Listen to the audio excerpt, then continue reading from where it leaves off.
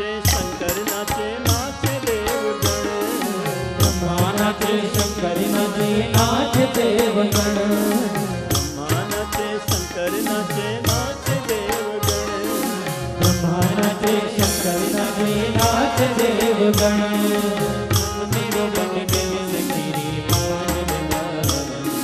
मन मेरो बन गयो सखी पावन वृंदावन।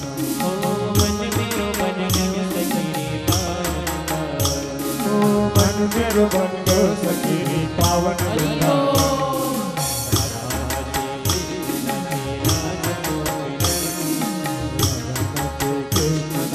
नाच गोपी जन। मन मेरो बन गयो सखी पावन वृंदावन।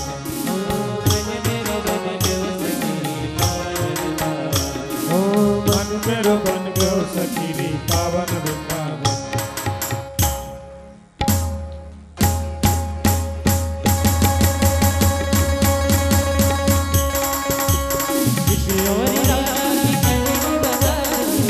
और राधा की पहली मुलाकात है। कृष्ण और राधा की पहली मुलाकात है। यही महाराज है, यही महाराज है, यही महाराज है, यही महाराज है, यही महाराज है। सृष्टि के कण कण में जिसका वास है। सृष्टि के कण कण में जिसका आवाज है। यही महाराज है, वही महाराज है, यही महाराज है, यही महाराज है, यही महाराज है।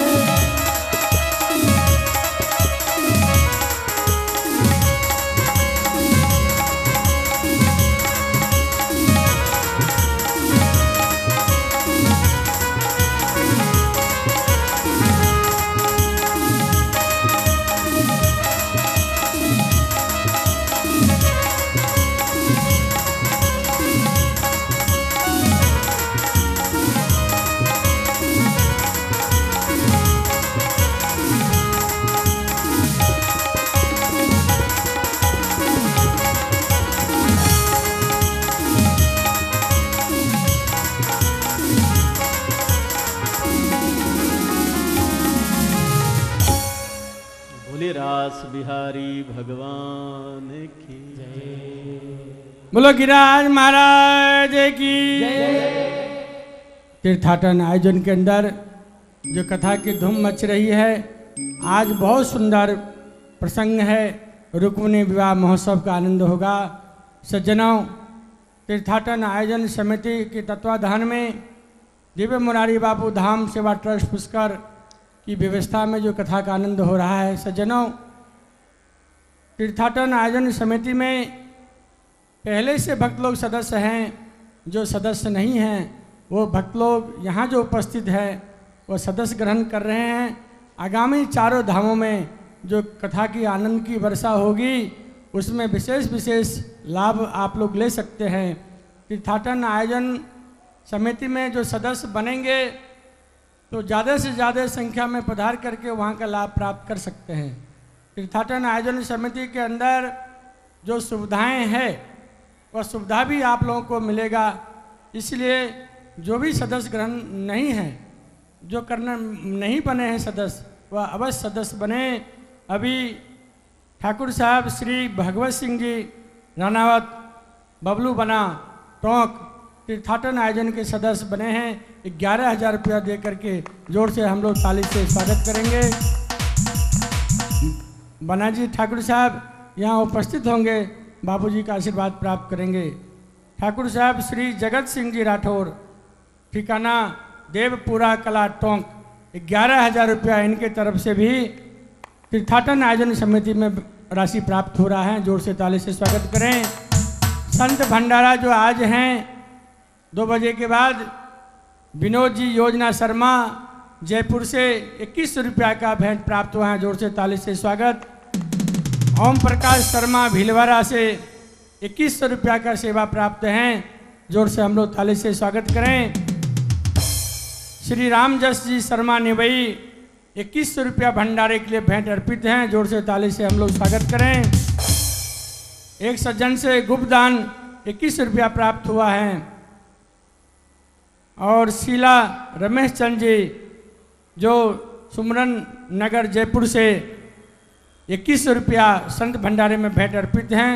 जोर से हम लोग उनका ताली से अभिनंदन स्वागत करेंगे और मंच पर पधारे बापूजी से आशीर्वाद प्राप्त करेंगे। रामचंद्र त्रिपाठी, रमा त्रिपाठी संत भंडारे के लिए 5101 रुपया के सेवा प्रदान कर रहे हैं। रामचंद्र रमा जी त्रिपाठी मंच पर उपस्थित होकर के बापूजी का आशीर्वाद प्राप्त करेंगे। जैन परिवार जयपुर से 2100 रुपया का भेंट सहयोग दिया है संत भंडारे में। आप उनका जोर से ताली से हम लोग स्वागत करें। ललित जी खंडेलवाल 12 से, देखिए कुछ नाम टेलीफोन के द्वारा आया है। जो सब लोग टीवी के माध्यम से लाइव कथा सुन रहे हैं, वहाँ से भक्त लोग टेलीफोन करके अपना सहयोग प्रदान कर रहे हैं। जोर से उनका हम लोग ताली से सब लोग स्वागत करें। भमर बिमला माखन कमर लेसबा से 2100 रुपया संत भंडारे में भेंट अर्पित कर रहे हैं।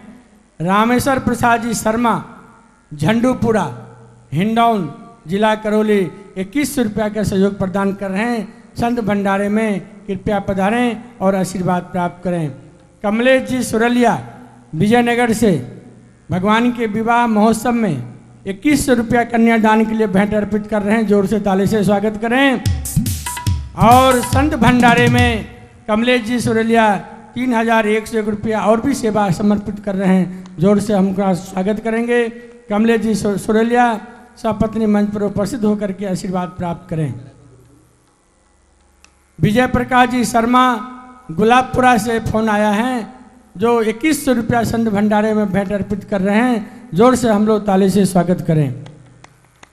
गुलाब चंद जी शर्मा सागानेर से 2100 रुपया का सहयोग संत भंडारे में प्राप्त हो रहा है। गिरिराज महाराज सभी को खूब आशीर्वाद दें और आशीर्वाद पहुँचे, ऐसी कामना है।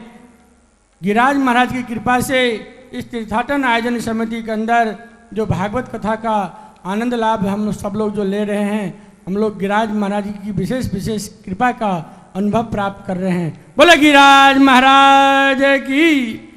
कमलेश जी सुरलिया विजयनगर से जितना ही समय मिला उतना समय उपस्थित होकर के यहाँ कथा का आनंद लाभ प्राप्त कर रहे हैं।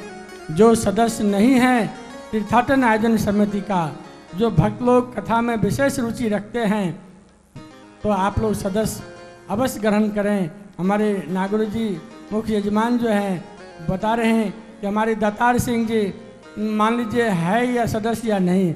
मैंने कहा लिस्ट में नाम तो नहीं है, तो दातार सिंह भी 11,000 रुपया दे करके तीर्थाटन आयोजन के सदस्य में भाग प्राप्त करेंगे। बोलो गिरिराज महाराज की।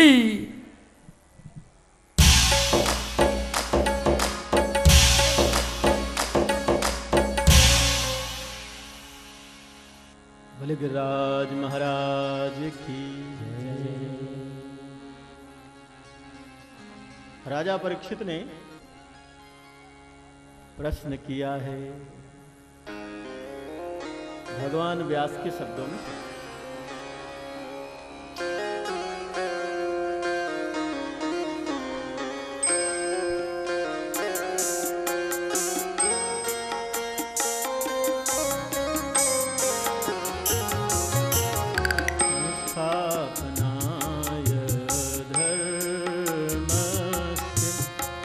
माया ये तरस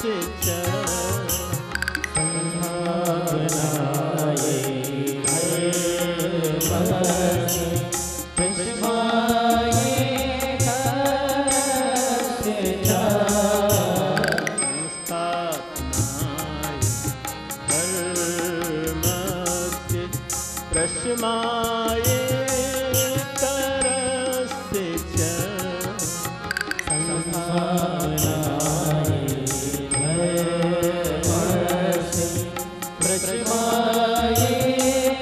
तरस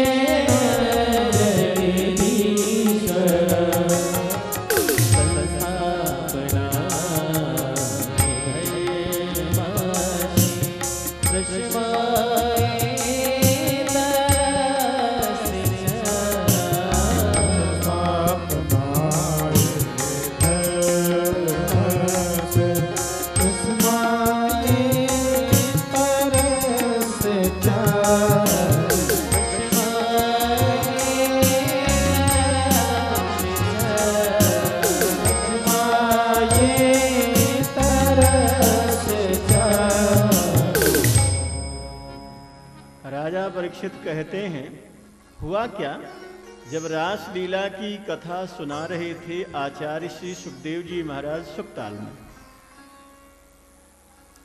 रास का मतलब क्या होता है? बहुत होता है, एक सुनिए। रसानाम समूह रासः। रस कहते हैं आनंद को। लोग कहते हैं ना, आज कीर्तन में बड़ा रस आया, आज पाठ में बड़ा रस आया, आज पूजा में बड़ा रस आया। और लोग कहते हैं आज कथा में बड़ा रस आया। कोई बहुत बढ़िया प्रसंग होता है, लोग कहते हैं आज कथा में बड़ा रस। रस का मतलब आनंद, और रास का मतलब होता है रसानाम समूह रासः।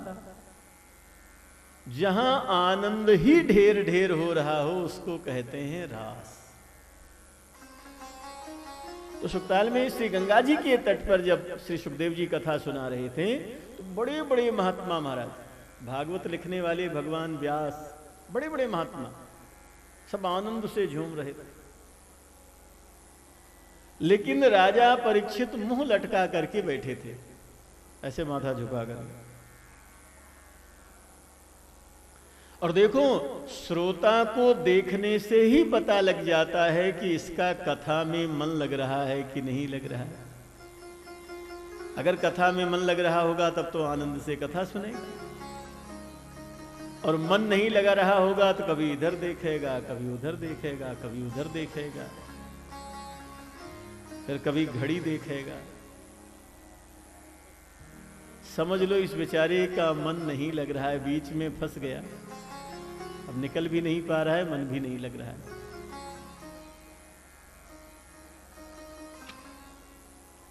अगर माला में आपका मन नहीं लग रहा है तो भी यही होगा।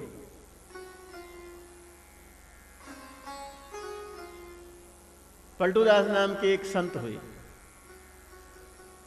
तो उनके भाई का नाम था पुरुषोत्तम। पलटूदास जी के बहुत पद हैं।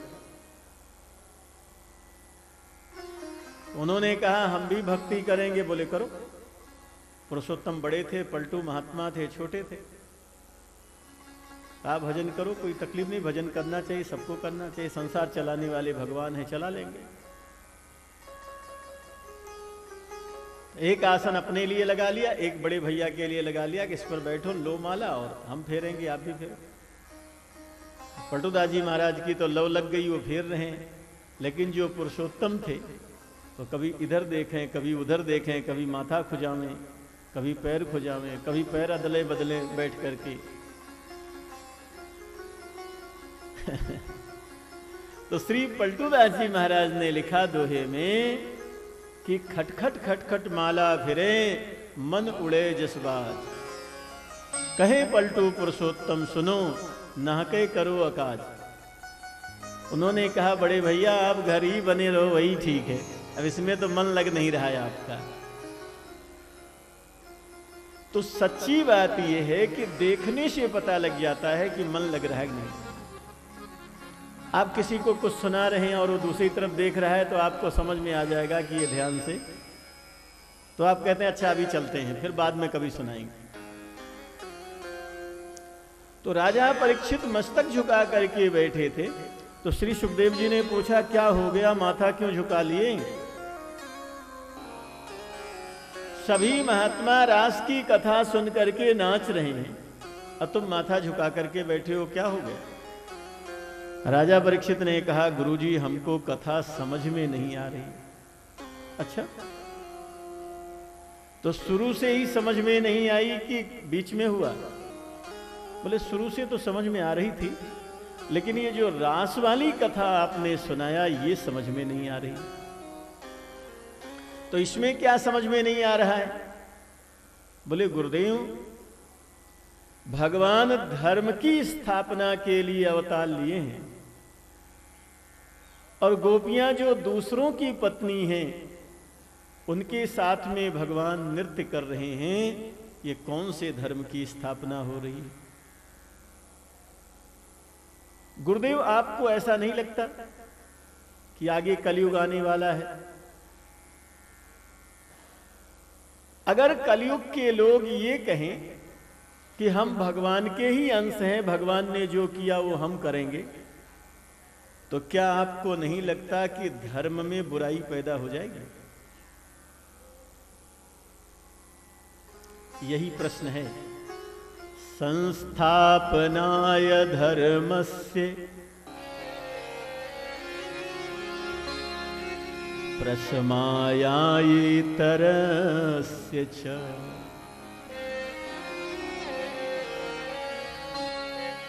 अवतीर्णो हि भगवान् अंशेन जगदीश्वर।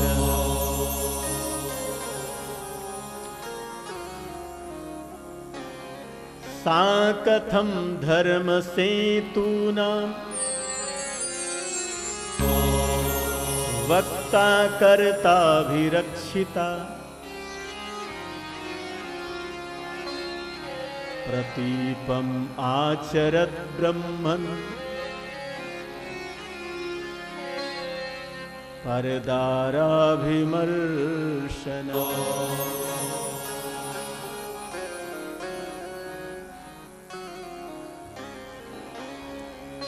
कहते ये प्रश्न सुनकर के श्री सुखदेव जी बड़े गंभीर हो गए और सुखदेव जी महाराज को ये लगने लगा कि ये परीक्षित रास लीला की कथा सुनने का अधिकारी नहीं था, मैंने अनाधिकारी को कथा सुना दी।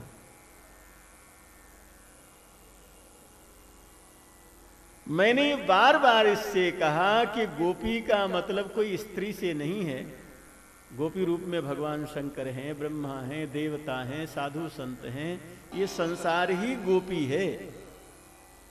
गोपी मतलब जीव, ऐसा भक्त जो भगवान का अनन्य भक्त है वही गोपी है। और श्री कृष्ण साक्षात भगवान है। मैंने इतना इसको समझाया, लेकिन इसने भगवान के प्रति कैसा प्रश्न कर लिया। भगवान और ये भक्ति स्वरूपा जो गोपियां हैं, इनके लिए सामान्य स्त्री पुरुष जैसा प्रश्न इसने कर लिया। लेकिन अब प्रश्न किया है तो उत्तर तो देना ही पड़ेगा। तो कहने लगे, परीक्षित, जो बात सामान्य मनुष्य के लिए दोष बन जाएगी, वही बात भगवान के लिए दोष नहीं बनेगी।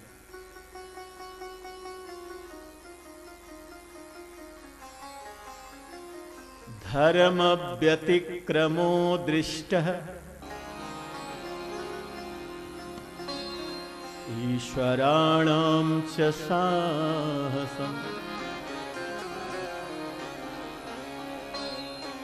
तेजीयसां न दोषाय वहने सर्वभुजो यथा।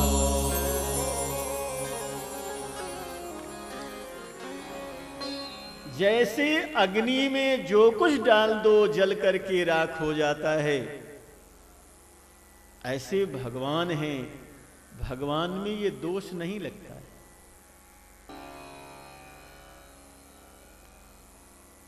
भगवान तो सबके ही हृदय में विराजमान है।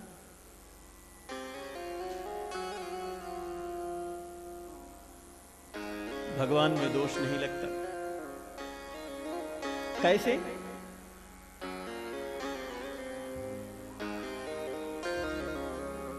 आपकी बाल्टी पानी में पक्षी हड्डी का टुकड़ा ले जा रहा था और हड्डी गिर गई, तो बाल्टी का पानी पिएंगे आप? नहीं पिएंगे। और आपकी टंकी में गिर गया तो भी नहीं पिएंगे, कहेंगे इसको साफ करो। लेकिन श्री गंगा जी में पूरी धरती की सारी हड्डी गंगा जी में डाली जाती है। गंगा जी अपवित्र हो गई क्या? तो जीव भगवान का अंश जरूर है, लेकिन भगवान नहीं है। वो बाल्टी पानी जैसी स्थिति है और भगवान गंगा जी जैसे हैं। भगवान सबके साथ नृत्य करें, कोई दोष नहीं लगेगा। भगवान तो सबके हृदय में विराजमान ही है, और मनुष्य अगर मर्यादा तोड़ेगा तो उसको दोष लगेगा।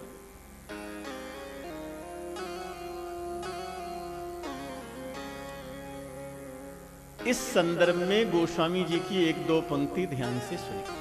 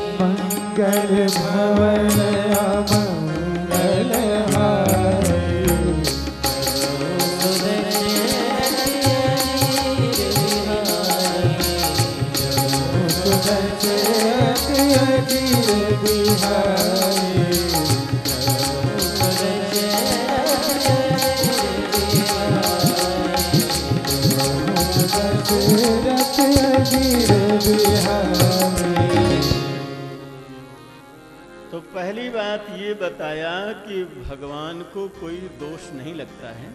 ये बात पूरा संसार जानता है कि भगवान ही इस संसार को पैदा करते हैं, भगवान ही पालन करते हैं।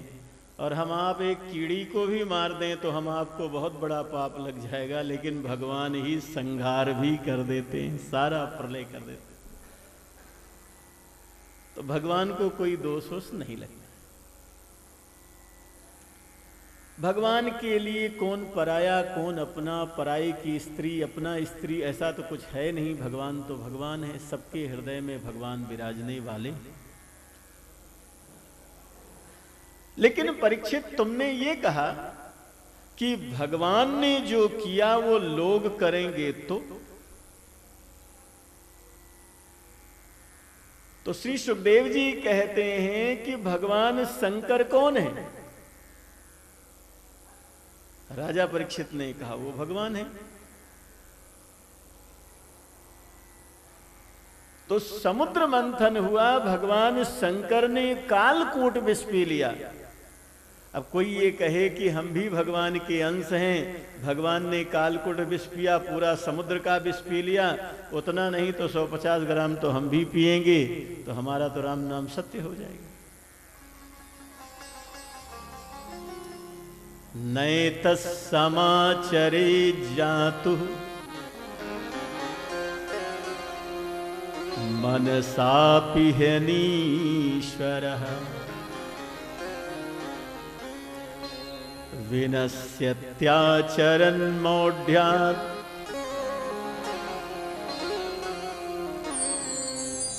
यथा रुद्रोऽभ्युजं विषमो।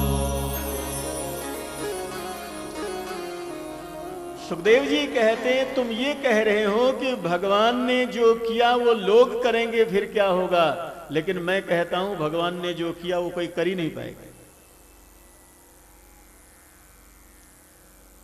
फिर कह रहे हैं देखो परीक्षित, मर्त्यावतारस्य ही मर्त्य शिक्षणम। भगवान के वैसे 24 अवतार हुए, लेकिन 2 पूर्ण अवतार हुए, श्री रामावतार और श्री कृष्णावतार। रामावतार में जो भगवान ने किया है वो करना है, और आप कर पाएंगे, आसान है।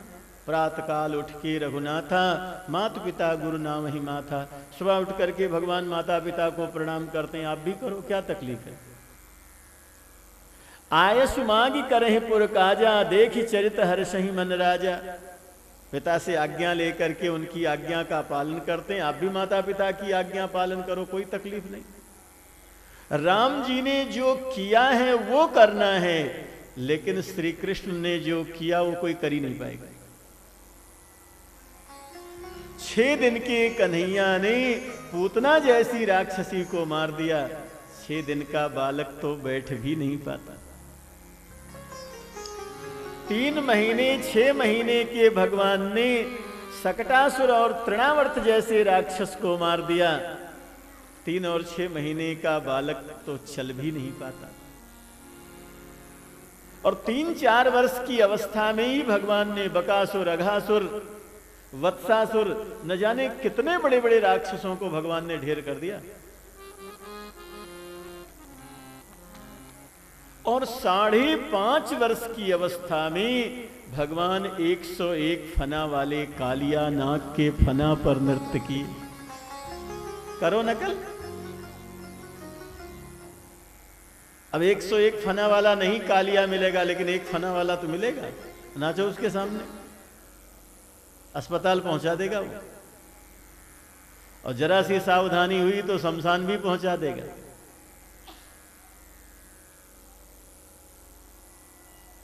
सात वर्ष की अवस्था में भगवान ने 7 कोष विशाल गिरिराज पर्वत को एक हाथ की छोटी अंगुली पर, बाएं हाथ की छोटी अंगुली पर 7 दिन 7 रात तक धारण करके रखे।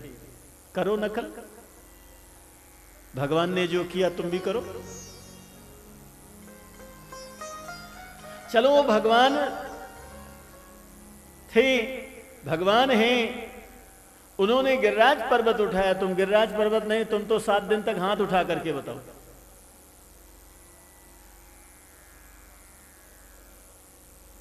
तो भगवान श्री राम ने जो कहा है वो करना है, श्री कृष्ण ने जो लीला किया है वो सब भगवत लीला है, भगवान ही कर सकते हैं, व्यक्ति नहीं कर सकता। भगवान ने जो कहा है वो करना है।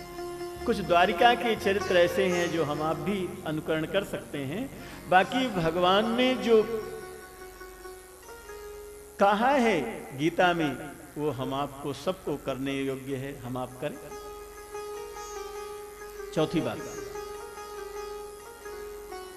गोवर्धन पूजा के तुरंत बाद रासलीला की कथा आई है और गोवर्धन पूजा के समय भगवान की 7 वर्ष की आयु है।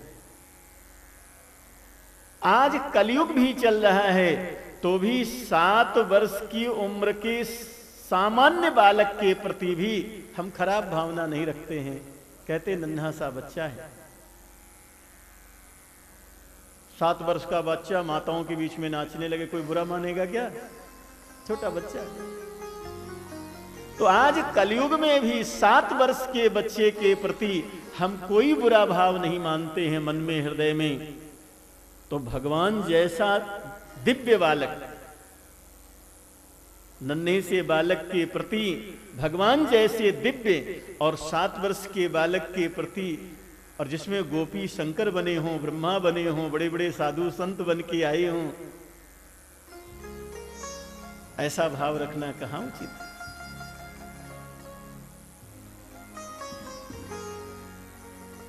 राजा परीक्षित ने हाथ जोड़ करके प्रार्थना किया कि गुरुदेव, हमारे मन में कोई संशय नहीं है, हमको बड़े बचपन से भगवान श्री कृष्ण की गोद मिली है, हमको भगवान के प्रति कोई संशय नहीं है। लेकिन ये प्रश्न हमने संसार के तमाम लोगों की तरफ से उठाया कि आगे कलयुग आएगा, लोग प्रश्न उठावें, इसके बजाय मैं ही कथा में प्रश्न उठाता हूं। और मैंने लोगों की तरफ से प्रश्न उठाया।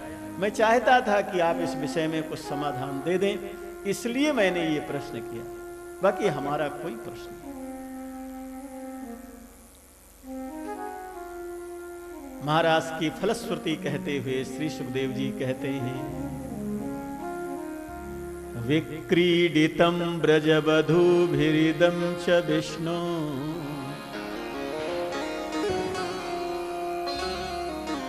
श्रद्धान्वितोऽनुशृणुयात् अथ वर्णयेद् यः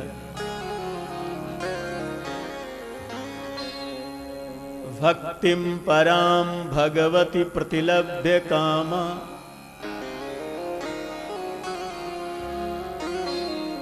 हृद्रोग्यमास्वपहिनोत्यचिरेण धीरः।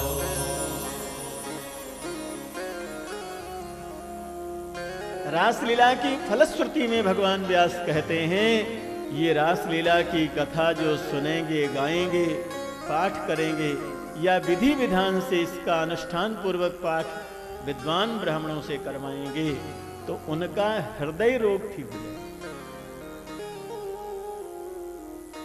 अगर वस्तुतः हृदय की कोई बीमारी है, हृदय से बीमारी से कोई पीड़ित है, तो वो भी ठीक हो जाएगा।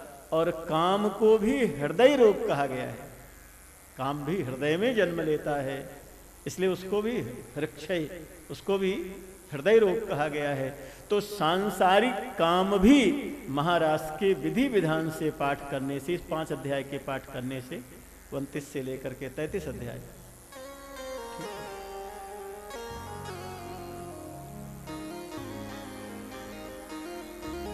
रासलीला संपन्न हुई।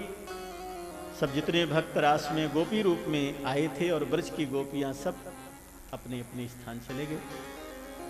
ये भगवान ने अपने अनंत अनंत अवतारों में तमाम भक्तों को वचन दिया था कि कभी ऐसा, सब चाहते थे कि कभी भगवान के साथ हम भी नृत्य करें, भगवान के साथ कभी हम भी हों। तो वो भगवान ने तमाम भक्तों को जो पिछले अवतारों में उन्होंने वचन दिया था, उसको आज भगवान ने पूरा कर।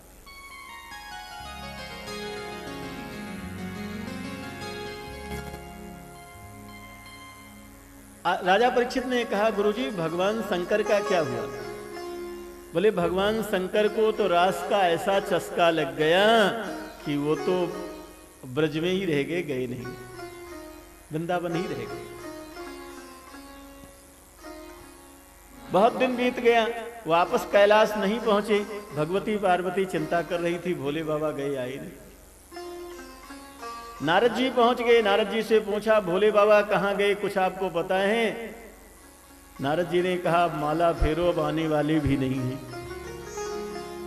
रासलीला में गए थे, रासलीला का ऐसा चस्का लग गया कि वो वृंदावन में ही बने हुए हैं। ब्रजवासियों ने उनके लिए मंदिर बनवा दिया है, वही मंदिर में विराजते हैं और ठाकुर जी के नित्य रास में पधारते हैं वो।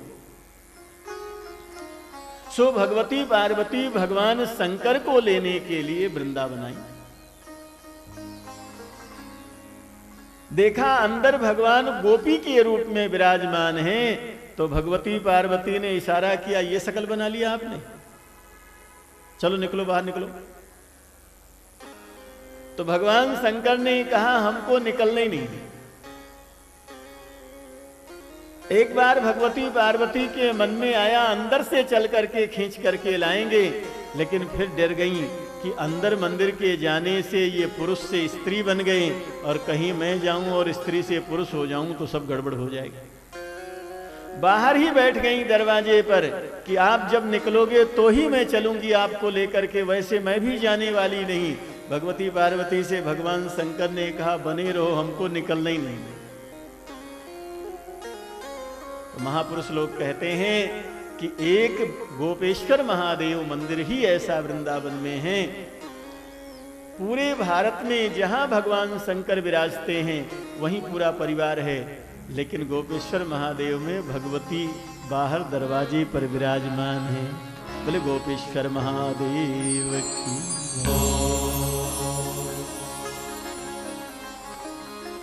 आगे हम लोग सुनेंगे, लेकिन बीच में 2 मिनट का एक संकीर्तन बड़े भाव से करें।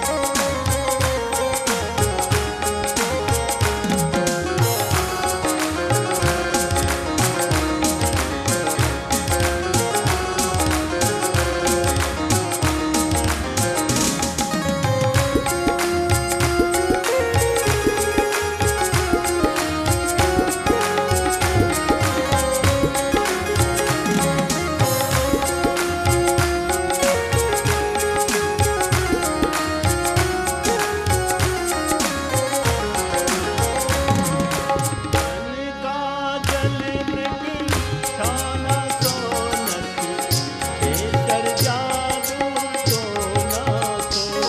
अखियन काजल मृग छोना सो नयन में कर जादू टोना सो। अखियन काजल मृग छोना सो नयन में कर जादू टोना सो। अखियन काजल मृग छोना सो नयन में कर जादू टोना सो। से भरे हैं कपोल जय राधा रमण। हो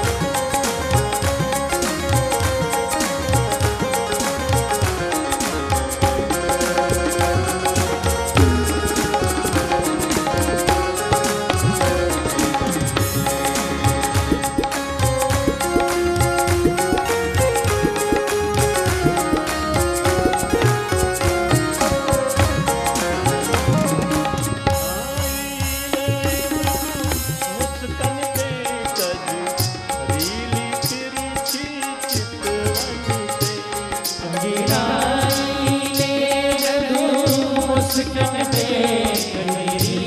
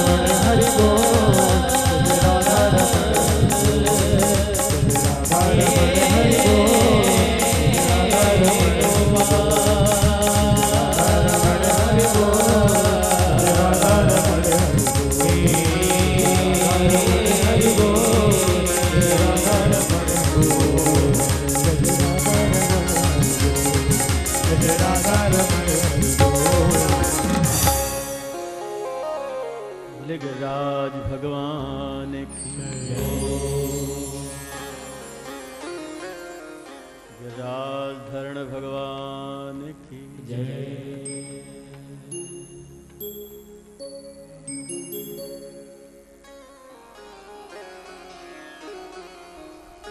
कंस ने केशी नाम के एक राक्षस को भेजा। भगवान ने यमुना तट पर केसी का जहां उद्धार किया, वहां यमुना जी का घाट ही बन गया केसी घाट। कंस ने एक व्योमासुर नाम के राक्षस को भेजा, भगवान ने उसका भी उद्धार किया। कंस का भेजा हुआ एक अरिष्टासुर नाम का दानव, ये बड़ा भयानक था। भागवत में लिखा है देवता भी इससे कांपते थे। ये अरिष्टासुर वृषभ के रूप में आया, बैल के रूप में। सब भयभीत हो गए सबने भगवान की शरण लिया। भगवान ने अरिष्टासुर का उद्धार किया। बोलो नंद के लाला की जय। भगवान राधा रानी से मिलने के लिए बरसाने पधारे। अरिष्टासुर के उद्धार के बाद भगवान मिलने आते रहते थे। अरिष्टासुर के उद्धार के बाद जब भगवान पधारे तो राधा रानी ने कहा जरा दूर ही रहना, छूना नहीं। भगवान ने कहा क्या बात हुई? बोले बात ये हुई कि आपने एक बैल को मार दिया इसलिए आपको गौ हत्या लग गई। अरे भगवान ने कहा वो बैल था क्या? तब तो रावण भी मनुष्य ही था, फिर मनुष्य मारने से भगवान राम को हत्या लग गई होगी, लेकिन मनुष्य के रूप में था, बाकी वो राक्षस था। उसी तरह बैल के रूप में अरिष्टासुर था, लेकिन वो तो राक्षस था। राधा रानी ने कहा कुछ भी रहा हो लेकिन रूप तो बैल का ही था। भगवान को भी लगा कि चलो आगे पूछ लेना चाहिए कि हमको क्या करना चाहिए। भगवती राधा रानी ने कहा प्रयाश्चित करो। भगवान ने मन में सोचा कर लेना चाहिए, नहीं करेंगे तो मारने वाला बैल जो दूसरों को दौड़ा दौड़ा करके मारता है उसको लोग राक्षस कह करके ही मार देंगे और एक बहाना मिल जाएगा कि भगवान ने भी अरिष्टासुर को मारा था। तो भगवान ने श्री राधा रानी से पूछा क्या प्रयाश्चित करें? राधा रानी ने कहा आप सारे तीर्थों की यात्रा करके आओ और सभी तीर्थ में नहा करके आओ तब प्रयाश्चित होगा। भगवान श्री कृष्ण ने कहा वो तो होगा नहीं, वो हम तो करेंगे नहीं, क्योंकि सारे तीर्थों को हम नहाने जाएंगे तो हमारी मैया तो रोते रोते मर जाएगी। हम तो जाने से रहे, हम तो नहीं जाएंगे, और कोई उपाय हो तो बताओ। तो भगवती राधा रानी ने कहा आप समर्थ हैं, आप चाहें तो सारे तीर्थों को एक जगह ही बुला सकते हैं। भगवान ने कहा वो तो हो जाएगा। तो श्री गिरिराज जी में जो कृष्ण कुंड है, कहते हैं भगवान ने अपनी बंसी से इसको बनाया और भगवान ने समस्त तीर्थों का आवाहन किया। प्रयाग आ जाओ, नासिक आ जाओ, हरिद्वार आ जाओ, सारे तीर्थों को आवाहन किया और क्या हुआ? बोले कृष्ण कुंड भर गया सारे तीर्थों के जल से और भगवान ने उसमें स्नान किया। भगवती राधा रानी से पूछा प्रयाश्चित हो गया? बोले हो गया, सारे तीर्थ आ गए, आपने नहा लिया, प्रयाश्चित हो गया। और महाराज फिर पूरे संसार में ये शोर मचा कि भगवान ने गिरिराज जी में कृष्ण कुंड में सारे तीर्थों को स्थापित कर दिए हैं, तो नहाने वालों का मेला लग गया। सुबह से शाम तक तांता लगा हुआ है, लोग नहा नहा करके जा। भगवती राधा रानी से भगवान कृष्ण ने कहा कि आप भी चलें। भगवती राधा रानी ने कहा हमने कोई बैल मारा है क्या? हम काहे को नहाएंगे? आपने अरिष्टासुर को मारा, आपने प्रयाश्चित किया, हमको क्या जरूरत है?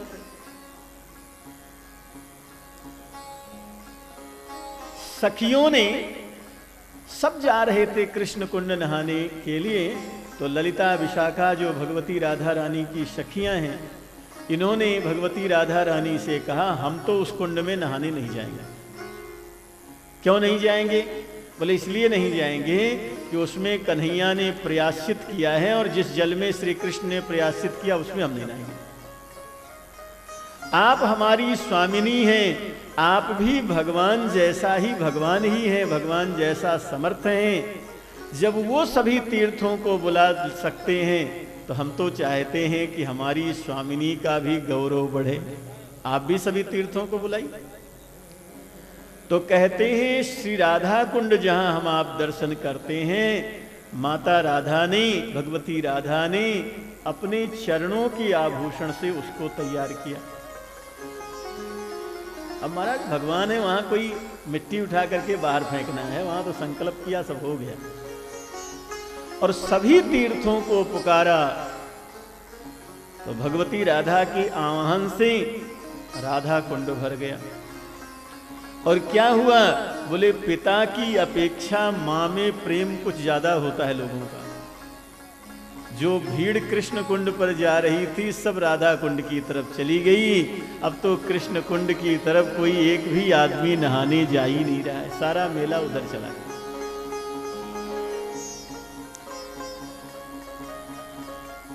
गांव भी बना तो उसका नाम कृष्ण गांव नहीं हुआ, राधा कुंड ही उस गांव का नाम भी पड़ गया।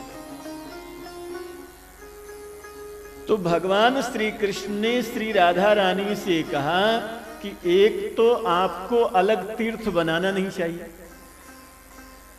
और बना भी लिया तो हमारे बगल में नहीं बनाना चाहिए। अब भगवती राधा रानी ने कहा जो हुआ हो गया, अब तो क्या किया जा सकता है। तो भगवान श्री कृष्ण ने कहा अब एक उपाय है, जैसे हम दोनों भक्तों को दो रूप में दर्शन देते हैं लेकिन मूलतः हम एक हैं, दो नहीं हैं, ऐसे हमारे कुंड को भी मिला देते हैं, एक ही बना देते हैं। तो भगवान श्री कृष्ण अपने कृष्ण कुंड को श्री राधा कुंड से जोड़ दिए। ऊपर तो रेखा बनी हुई है लेकिन अंदर से श्री राधा कुंड और कृष्ण कुंड जुड़ा हुआ है। बहुत अच्छा हुआ ठाकुर जी ने ऐसा किया, न किए होते तो शायद कृष्ण कुंड का नाम ही खत्म हो गया होता, क्योंकि गांव का नाम भी राधा कुंड, सारी महिमा भी राधा कुंड, तो नाम ही समाप्त हो जाता। लेकिन ठाकुर जी ने जोड़ दिया तो भक्तजन अब राधा कुंड और श्री कृष्ण कुंड दोनों का भी दर्शन करते हैं। महाराज भगवती राधा रानी की बहुत महिमा है। रसखान जी का एक पद है, ब्रह्म में ढूंढ्यो पुरानन कानन, वेद ऋचा चित चौगन छाय, देखो सुन्यो कबहू न कछु, वह कैसे स्वरूप और कैसे सुहाय। हेरत हेरत हारि पर्यो, रस खान बतायो न लोग लोगायन, देखो दुर्यो वह कुंज कुटीर में,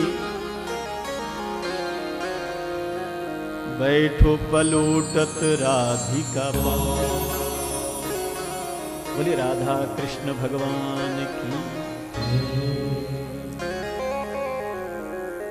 ललिता विशाखा आदि अपनी अष्ट सखियों के साथ जब भगवती राधा रानी राधा कुंड में स्नान करने के लिए पधारती हैं तो भगवान अपने पीतांबर से आगे आगे रास्ता साफ करते हुए चलते हैं। महारानी श्री राधिका अष्ट सखिनी के झुंड, डगर बुहारत सामरो, जय जय राधा कुंड। बोले गिरिराज महाराज की।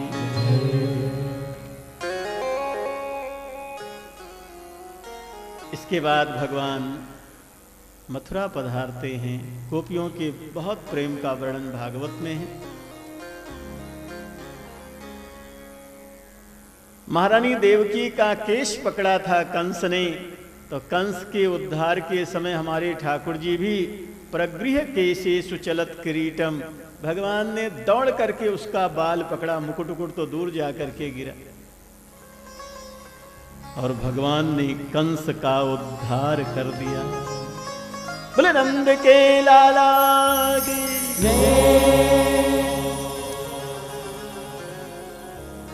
भगवान ने अपने नाना उग्रसेन को कारागार से मुक्त करवाया, उन्हीं को राजा बना दिया।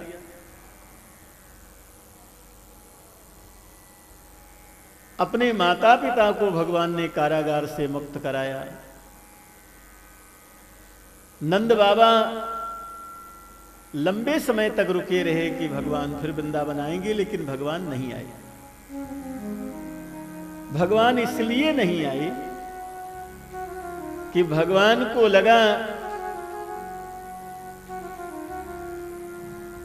कंस को भी चाहने वाले राक्षस हैं, अभी मैं वृंदावन तुरंत चला जाऊंगा तो लोग वृंदावन पर भी आक्रमण करेंगे, हमारी लीला भूमि है, रक्त रंजित होगी, ऐसा ठाकुर जी चाहते नहीं थे।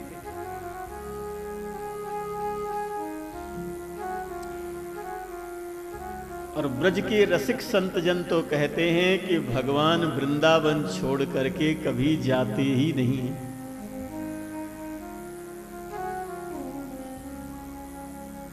एक तो पूर्ण ब्रह्म श्री कृष्ण के रूप में यशोदा मैया के यहां ही अवतार लिए, और एक भगवान नारायण 24 अवतार में श्री कृष्ण के रूप में माता देवकी के यहां अवतार लिए।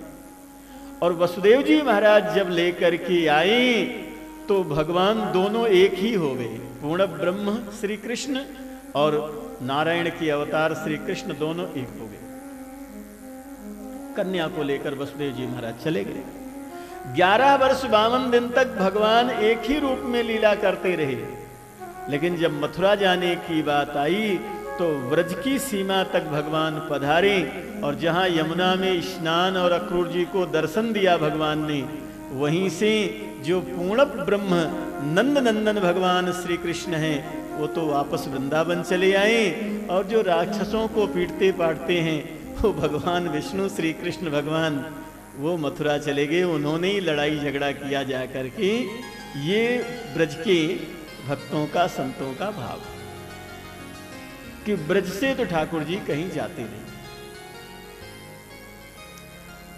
भगवान संदीपनी मुनि के यहाँ उज्जैन में विद्याध्ययन किए। उद्धव जी महाराज आए हैं। उद्धव जी को गोपियों से प्रेम की दीक्षा मिली है, गोपियां प्रेम की आचार्या हैं, और कहते हैं उद्धव जी से ज्ञान गोपियों को भी प्राप्त हुआ, नहीं तो इतने लंबे समय भगवान के वियोग में वो न रह पाती। इस तरह से दसम स्कंद में 2 भाग है, पूर्वार्ध और उत्तरार्ध। पूर्वार्ध में भगवान की मथुरा लीला, गोकुल लीला, वृंदावन लीला, पुनः भगवान कंस का उद्धार करते हैं, सब लीला का वर्णन है। और उत्तरार्ध में भगवान की द्वारिका लीला का वर्णन है। व्यास जी के शब्दों में ध्यान से सुनो।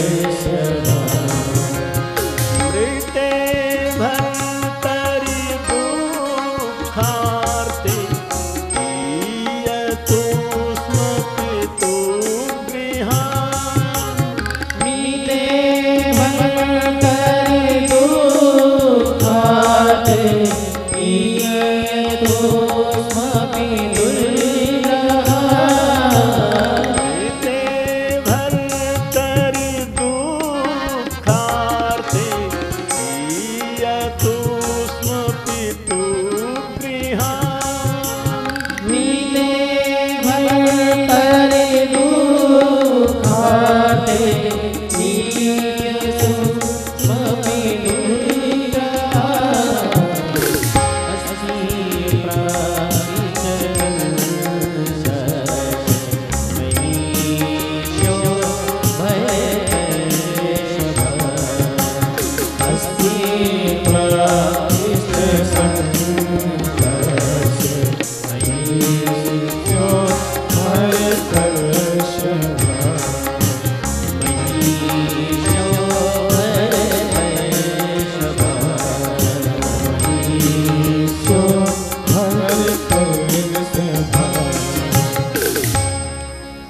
की 2 पत्नियां थी, एक का नाम अस्ति, एक का नाम प्राप्ति।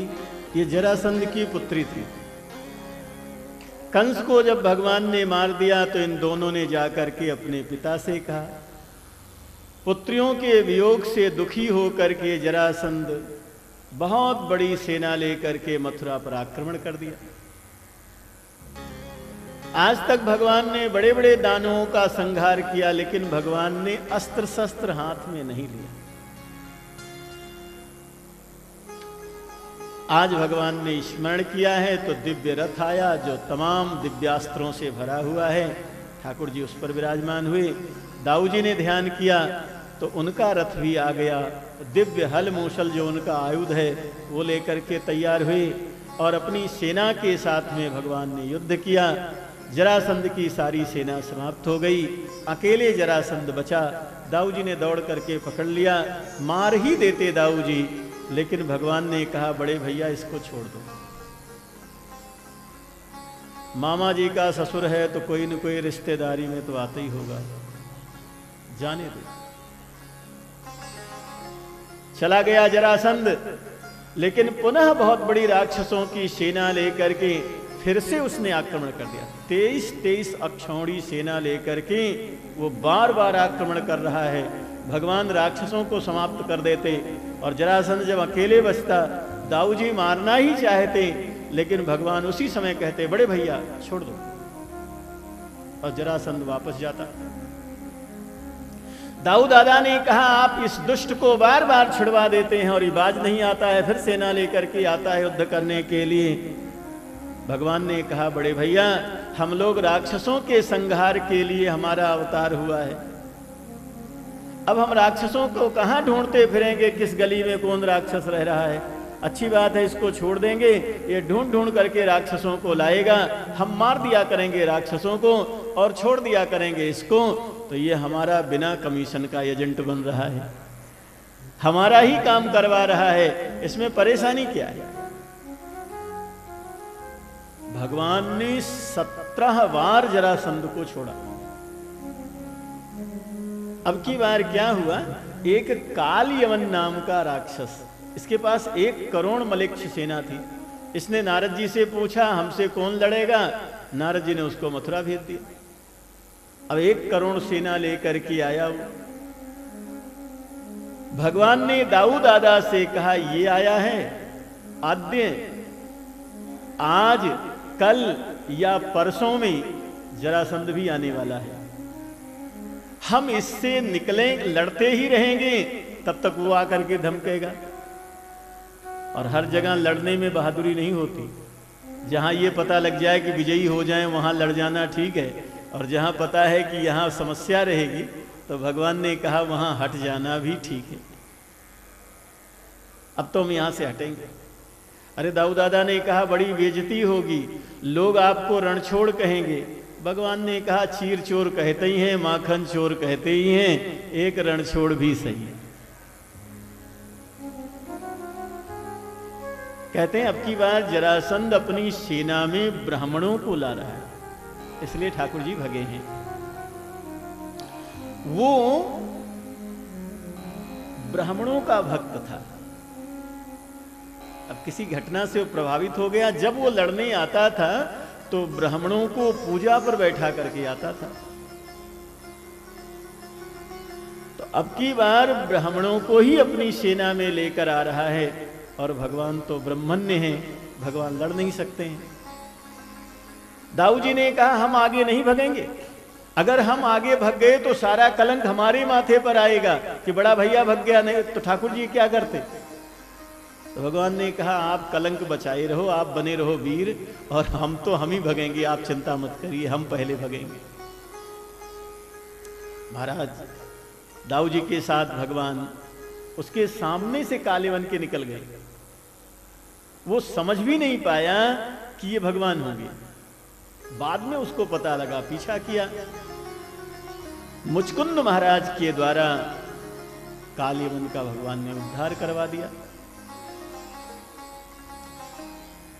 काल यवन के पास जो बहुत बड़ी सेना थी, देवी भागवत पुराण में ऐसा वर्णन है कि वो सारी सेना भगवान ने अपने बस में कर लिया और सबको ला करके उग्रसेन महाराज को सौंप दिया।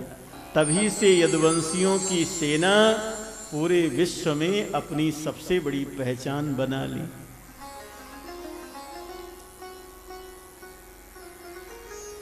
इधर भगवान ने विश्वकर्मा से कह करके समुद्र के मध्य में द्वारिकापुरी का निर्माण करवा दिया।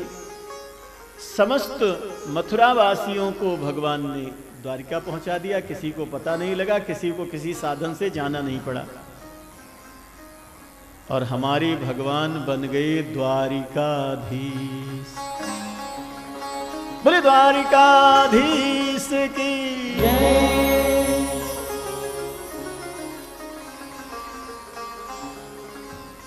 दाऊ जी का विवाह रैवत राजा के पुत्र ककुदमी हैं, उनकी कन्या रेवती के साथ में हुआ। और अब हमारे भगवान के विवाह का नंबर आ गया। लोग कहते हैं ना, पहले काम धाम सेट हो जाओ उसके बाद विवाह करना। ये बहुत चर्चा समाज में सुनी जाती है। कहते पहले सेट हो जाओ फिर विवाह करना। हमारे ठाकुर जी पहले सेट हो गए, उसके बाद ही विवाह का इन्होंने निर्णय किया।